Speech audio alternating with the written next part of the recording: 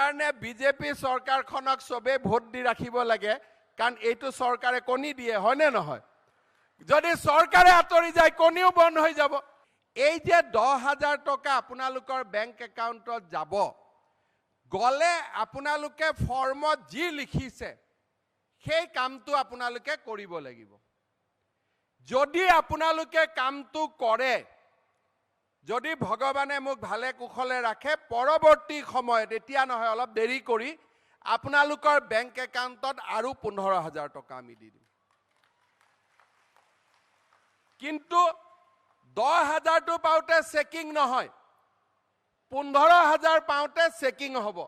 সেইকাৰণে গিৰিয়েকসকলক ক'ব যে এই 10,000 টকাটো তহঁতি নলবি, কাৰণ ই হাঁহৰ কণী পাৰিব আৰু 15,000 টকা হ'ব।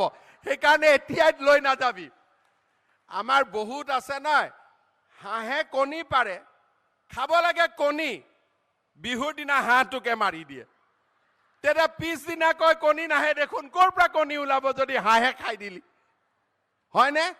সেইকাৰণে বিজেপি চৰকাৰখনক সবে ভোট দি ৰাখিব লাগে, কাৰণ এইটো চৰকাৰে কণী দিয়ে, হয়নে নহয়? যদি চৰকাৰে আঁতৰি যায় কণীও বন্ধ হৈ যাব।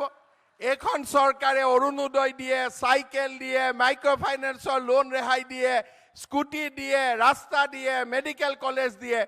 তেনেকে আপোনালোকক যিটো টকা মই দিম, এই 10,000 টকাটোৱে 15,000ৰ কণী পাৰিব।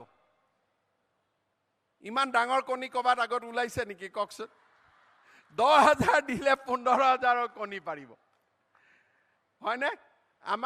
মোৰ মাৰ ওজন আছিলে, বাচ্চা জন্ম দিওঁতে, মোক জন্ম দিওঁতে মই সুধো মাক, এই তোৰ ওজন কিমান আছিল মা? বোলে 60 কেজি মান আছিল নেকি। মই জন্মোতে কিমান ওজন হৈছিল? বোলে 3 কেজি তোৰ ওজন আছিলে।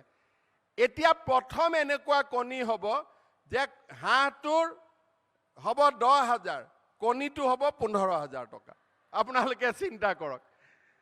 সাধাৰণতে মাকতকৈ বাচ্চাৰ ওজন কম হয়, কিন্তু এইটো আঁচনিত মাকতকৈ বাচ্চা বেছি ওজন হ'ব। তাৰমানে 10,000 ভালকৈ ব্যৱহাৰ কৰিলে 15,000